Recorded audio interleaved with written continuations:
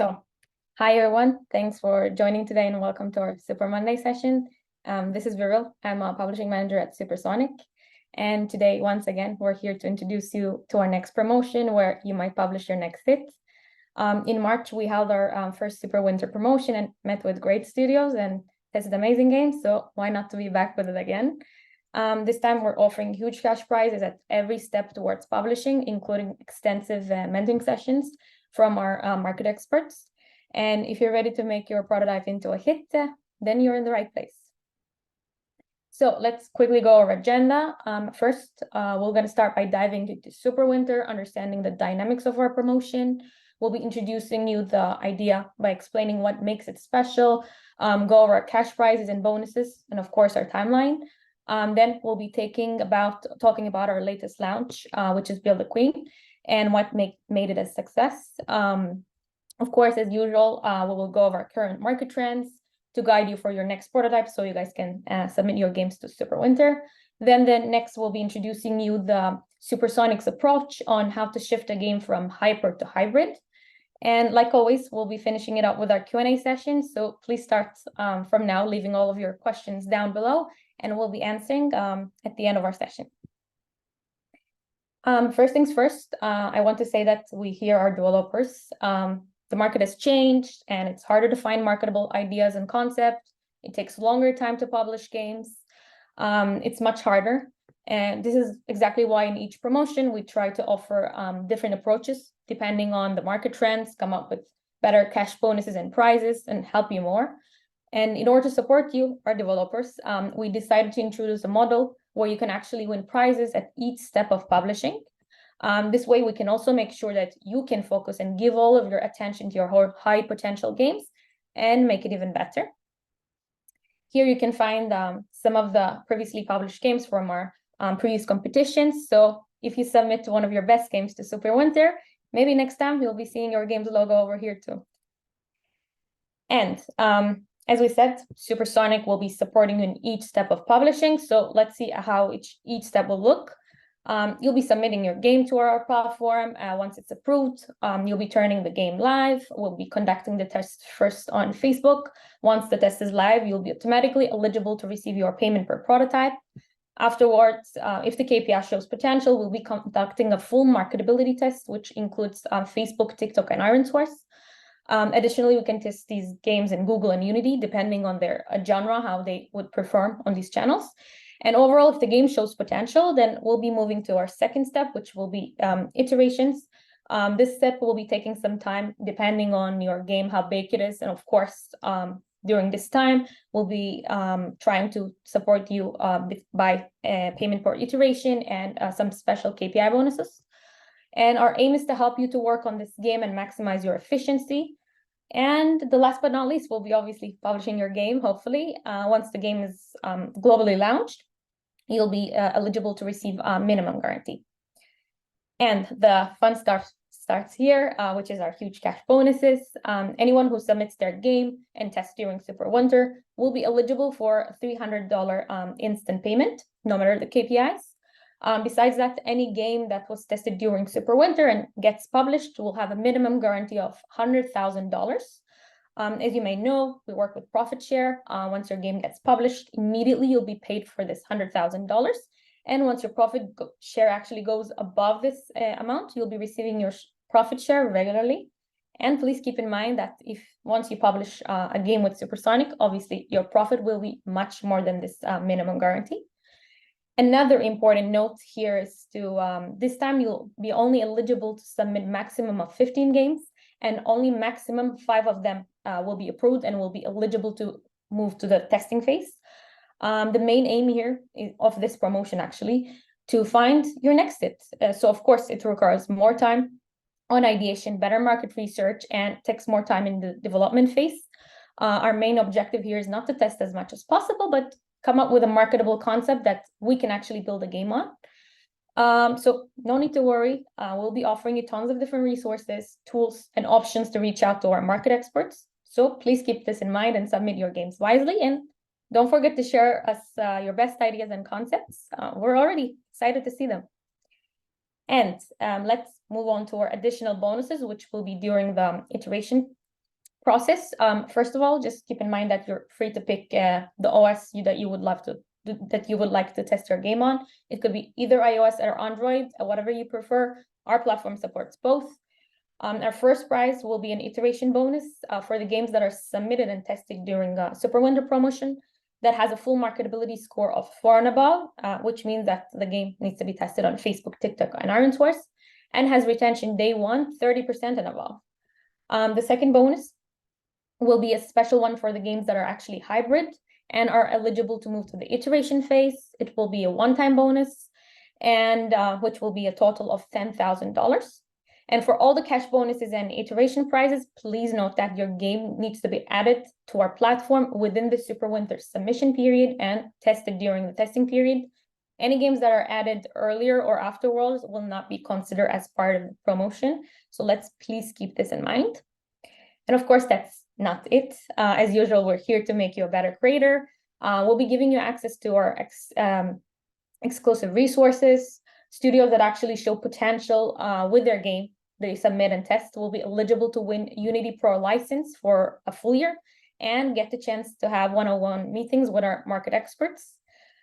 We know that you always try to develop your skills and become like a better developer. And this is definitely a great timing to use this chance and make sure you add games that will reflect your studio's potential. So please make sure to focus on the games that you're also submitting. And as usual, we'll make sure to offer you different tools and resources that you will have the opportunity to start working on your next prototype. The first tool is our ideation kit. You can find it on our website as well as on our landing page. This kit will give you all the tips on how to follow the market trends, where to check, and which social media channels to use for your concepts. The second is our Knowledge Hub, which is a new launch by Supersonic and only live on our platform. So if you still don't have access to our platform, make sure to submit your game over our website and get an access to amazing Supersonic dashboards. And I have to say that this is an awesome opportunity to use. It includes many different resources or sections where you can follow the current top charts that are updated regularly, shared detailed market research reports from our market research analyst each month, and our special tips and tricks for you to start actually working on your next prototype. It's pretty much a valuable tool with extensive knowledge in it, so I would highly recommend you to take a look before you actually start working on your ideation process. Definitely it will be helping. The third is our Learning Hub. That is already live on our website, where you can explore many different topics, read about our case studies, see all our tips for prototypes and creatives, and even watch our previous Super Monday sessions. The last but not least will be the resource where we break down the key differences between hyper and hybrid casual, so you guys actually can have a better understanding of these two different concepts and start working on your prototypes from today. And now we can move on to our timeline. Today on the Super Monday session, we're sharing all the ideation tips and threads in order to help you to start working on your next prototype that you will be submitting to the promotion. 2 days from now, on November 1st, which is pretty close, SuperWinter game submission period will start and last for exact a full month until the end of the month, which is the 30th of November. And please note that these are the dates for submitting your games to our platform, which is our Supersonic dashboard, not submissions through our website. So please keep this in mind, because in order to be eligible for the payment per prototype and the additional bonuses that we offer, your game needs to be submitted and approved on our platform within these dates. After the submission period, you will have 2 weeks to work on your creatives, integrate your SDK, and turn your test live. And please keep in mind that your test needs to be started by latest on December 17th. Any game that starts after this period won't be eligible for the prizes. And we really want you to focus on your best ideas. Therefore, please take your time on your ideation phase, especially taking our previous promotions into account. I can confidently say that if you follow our tips and resources that we have shared with you, you will be able to come up with your next hit soon. So let's come to the question, is hyper-casual dead? This is a common question that we receive nearly every day. I'll be giving you some good news. No, it's not. However, we should admit that it went over some kind of transformation, and it's, yes, getting harder to publish a game when there's more and higher competition. Today, building a hyper-casual game is getting harder. Why? Simply because simple, super low CPI games are still there, but it's harder to find them. There's lower eCPM, which means that there's lower revenue. For the same retention today, actually, we're getting a lower LTV. It means that we need higher ARPU. We need stronger in-game metrics in order to make things work at the same time with strong and stable marketability. We need to create and keep the ratio still the same between CPI and the LTV. And basically today it's harder to get a high LTV since the players are getting smarter and educated. They want to have a deeper experience, gaming experience. And this is what we need to create for them. Basically, we just need to make better games. And of course, we have a pretty good example to prove you that hyper-casual is not that, which is our latest success story built at Queen. It was launched at the end of August. Since then, it was on the top charts. We also saw it was on the top #1 game on hyper-casual lists on the stores for a while. And if we actually go back to its early testing, we will see the strong marketability from the early steps of the as a prototype. We got a 4 marketability score on Supersonic's marketability tool. How did we get it? We basically tested on 4 different networks, which is Facebook, TikTok, Ironsource, and Unity. You can easily see that the game was pretty strong in social, but also strong on SDK networks too. So it was a nice balance. Overall, the marketability was super strong. In most of the games, we see one of the sides stronger than the other, which is either CPI or LTV. However, this game showed us that still there's a space for a classic hyper-casual game, and still there's some of users that like these type of runners, which they find interesting, cool, and fun. And here, as you can see, aside from the marketability potential, the KPIs were pretty strong for hyper-casual classic runner too. From the in-game perspective, we were able to grow the numbers pretty well. Almost 2,000 seconds on day 0, almost 4,000 seconds on day 7 APAPU. For the ones who are not familiar with this term, it's basically a calculation of playtime times retention. Aside from the playtime, we can see that retention was pretty strong from day 1, which is 38%, and day 7, nearly 10%, which is not something that we see regularly in classic hyper-casual games. And in the background, you're seeing one of the Supersonic's tools, which is level analytics. As you can see there, each level has less than 5% fail rate, which was one of the major reasons why we managed to get the high KPIs and keep these KPIs up. So why did it work? We have an engaging mechanic, which leads to higher marketability potential with low CPI and high in-game metrics, where we see high engagement throughout the game. Even on day 7, as we just spoke, it was around 10%. Besides that, the interesting mechanic becomes coming from actually matching different types of body parts by letting the player to decide which gates to pick, which also applies to a larger group of audience, which made it actually a success and made it special. And as you can see from this graph, when you have a really strong marketability, which is a marketability score 4 and above, other side that takes the pie will be the in-game metrics. Once you have a lower marketability, in order to reach the needed LTV, we need to have a higher playtime and retention. We can see that it's always a give and take situation. If we just go back to our success story, Build a Queen, both sides were really high. Marketability score was 4, and in-game metrics were pretty high, where actually you can see the marketability score 3 could have even compensated with day 1 with the retention 38% day 1. And this definitely gave confidence to us to move forward with the game. This is when you know what to expect and what to aim for in your prototype and what you want to pursue with the game forward. And usually once you test the game for the first time, you have already tested on networks and you get a marketability score from our marketability tool, which is from 1 till 5. Hopefully your games will be only 4 and 5 marketability score. And according to this table, you can learn and see that what kind of in-game metrics you need in order to turn your game into a success. Once you start on iteration, these are the metrics you should actually aim for, and you should be close to this after 4 or 5 iterations of your build. And if you think that your game or mechanic won't reach these metrics, then it's probably time to drop it and move to another idea. Basically, the breakdowns are really helpful by Supersonic with the marketability score, and really makes things easy to comprehend from the early beginning of the testing phase. But it is important to remember that LTV always has to be higher than the CPI as a benchmark. Only continue on your prototype if you know, or actually you can forecast that you will have a higher LTP than the CPI. And please take into consideration that CPI increases while we keep on testing as we increase the budget.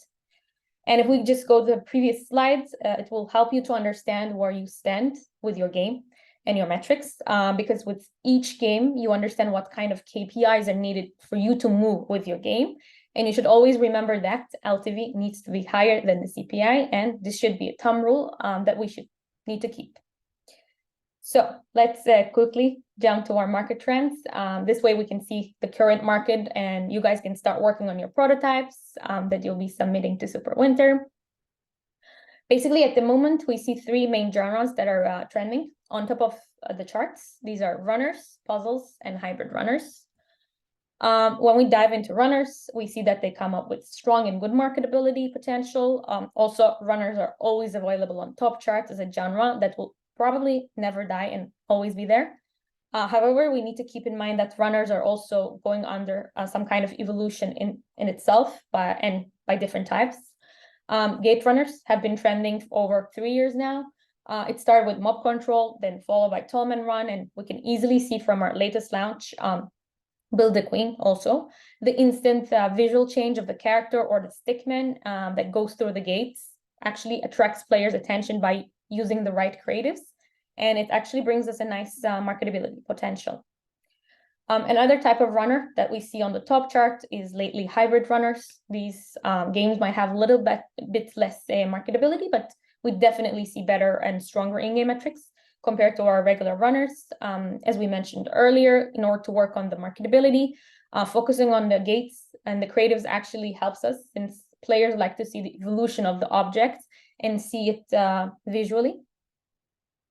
And besides that, the question I think we should ask is, why do these games perform well on playtime retention, and what makes them special compared to regular hyper-casual runners?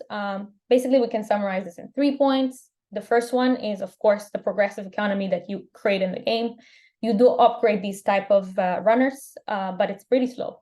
So this creates some kind of an urge in the player to watch more RVs and increase the upgrades or get in-app purchases to boost their progression. The second is the mid-level gates. While you're upgrading and creating progression, there's an ongoing decision-making process where you need to swipe and pick the right gates and create enough progression. The last but not least, it will be the blocks that are added at the end. This creates some kind of satisfaction in the player where you can you get one step closer actually to your reward. When you look at the good and strong runners like this, usually you will see the themes as weapons and bullets. So this actually works, but at the same time, it's definitely worth trying different teams that can grab players' attention, and by using these 3 points. And the next genre is puzzles. Usually we see puzzles with lower marketability and stronger in-game metrics, but lately we see that an easy and clear concept is, if it's chosen, it's actually possible to bring low CPI with them.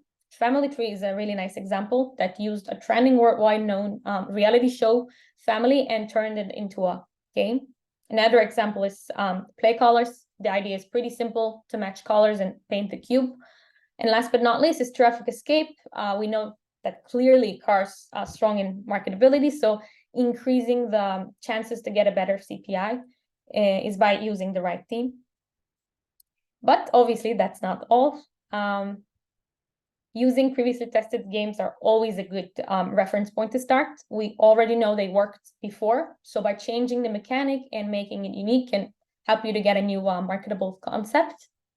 Family Tree is an idea that comes from Fantasy Tree. Matching emojis change into matching celebrity family. Play colors is coming from a TikTok trend that already has been published game, which is color match. We know that players like the mechanics, so we can convert actually this into a puzzle. Traffic escape creatives are also inspired by traffic jam fever. So we can see that by changing the theme and the mechanic, you can make the game different enough. However, keeping the same elements that worked in the original game will be able to bring you a low CPI. Other than that, adding another layer to increase engagement or trying adding a game loop as merge or upgrade will also help you to increase your in-game metrics and marketability. So currently on trends, we see that some of the themes keep repeating itself. So it's important to go over them and try to integrate your own concepts and ideas. What are these? For example, on hybrid runners, we usually see gates, bullets, and guns that has been working in terms of marketability. On idle arcades, we start to see more and more digging, cleaning, cutting, and chopping. So it's definitely worth checking the trending themes before you start working on your prototype. If you do have access to our platform, to Supersonic dashboard, on Knowledge Hub, we actually share market research. Our market research analyst shares market trends report once a month, and in these reports we actually share what are the trending themes. So it's definitely worth checking because, as you know, market is changing nearly every week. So it's definitely worth checking. And until now, we spoke about hyper casual games, but one of the best ways to create long-term LTV is adding hybrid layers to your game that is already marketable. So let's see how that works. But before we dive into that, we need to understand what is hybrid casual. It might be a bit tricky. That's why we're here. There are 4 main elements. So let's start from the bottom. We need to make sure that the game is high scale and has a low CPI. The second is we need a strong core mechanic, a meaningful mechanic that users like to engage in it a lot. And until here, as you can see, and you're aware of, these were the steps that already needed in hyper casual games to be successful. So what makes hybrid a bit different is the third and the fourth steps. One of the new areas we need to check is the deeper game loop. This includes long-term goals, somewhere to look forward to, somewhere to grow, which we didn't really have and not familiar with within hyper casual. This is comes with economy, where we experience this by seeing different types and several different coins in the game. Each can be used for different types of missions. Meta is also something that we never experienced or seen in classic hyper casual games. And the last step is more RVs, which is rewarded ads, and less interstitials. So you want to increase the engagement with the RVs, which is higher eCPM, and create better engagement. This is not just only to show some type of ads to players, but to create some kind of better experience for them in order to get further in the game. With the help of RVs, you always get something that boosts your power. So it kind of pays the player off to watch this in order to do something further in the game itself. This also leads the users psychologically to be satisfied by reaching something that they have been looking for in the game for a while. And here you can see the latest publishing funnel of Supersonic. Here you can see how we work with hybrid games that are more reliant on RVs and other than interstitials. It just starts like hyper casual process. Marketability is still very, very important. It's really important to get a low CPI. So we start testing the game on different channels to get a full marketability score. Once we get the good results, we move on to the next stage. Here, the major thing that we do differently is testing LTV earlier with the deeper economy games. So basically, RV engagement and having the test with ads already in the first type of stages of our funnel. Usually it comes in the third or fourth iteration, which really depends on the game and the pace of the developer and the team. We also have an in-app purchase layer, unlike Hyper. We want to add strong IAPs to the game to increase the hybrid potential. While we work on different iteration packages, you get to work with different market experts on your game. It starts with the help of a publishing manager, then a game designer joins to the project by creating a roadmap and building levels. When the game is considered as hybrid, and a monetization manager helps to build the monetization strategy, and also an economy manager jumps into shape out the economy of the game. So when you work on a hybrid game with us, you have the whole team. on the game, which makes you one step closer to making a new Supersonic hit. And I believe one of the best examples of hyper game with hybrid layers is Tom and Run. When it came as a prototype to us, it was fully hyper, and we published as a hyper game. However, when it moved to the live ops, our team added different hybrid layers. There were 3 main additions that actually helped us a lot to increase the RV engagement while we were working on it. The first one is the jetpacks, where we created a sky-high experience, introducing a new in-game RV placement, which allowed players to jetpack into the sky while collecting gems and landing straight at the finish line. The second was interactive end level, which was one of our best practices from our previously published games. The last but not least is the robot demolition, where we created a new layer to the game, a meta, which included 3 different worlds. And of course, the first question that comes into the mind, okay, how did this all impact the RV engagement? Why did you do it? On our launch, we had a pretty nice RV engagement, meaning 30% of our users that played the game were actually engaged with the RVs. We see that players were already engaged with the RVs from the beginning. However, by adding Supersonic's new hybrid layers, directly caused a 15% increase in the engagement. So this definitely proved us that you can actually launch your game as hyper, and under live ops, Supersonic will keep working on your game and will find the best approaches and add the right hybrid layers to right places and integrate to your game. And our key takeaways, most importantly, SuperWinter is coming up soon in 2 days. Don't forget to submit your game. It's a great opportunity for you to win cash prizes at every step of publishing, and it will help us to support you too. Aside from that, as we explained and gave examples for our recently published games, there's a still spot for a hyper-casual market. In terms of value to the market, soft launching and publishing games, sometimes it's better to launch the game as hyper, just like Tom and Run.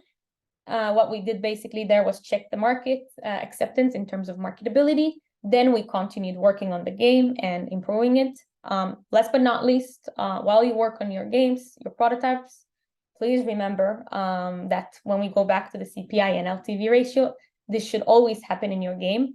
When you want to launch a hyper casual, the LTV needs to be higher than the CPI. Otherwise, it won't make sense to keep working on it and creating hybrid layers around it.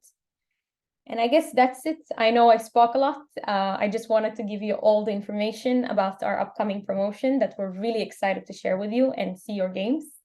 Hopefully, you'll be able to win all the cash prizes and bonuses. And I guess now the stage is yours.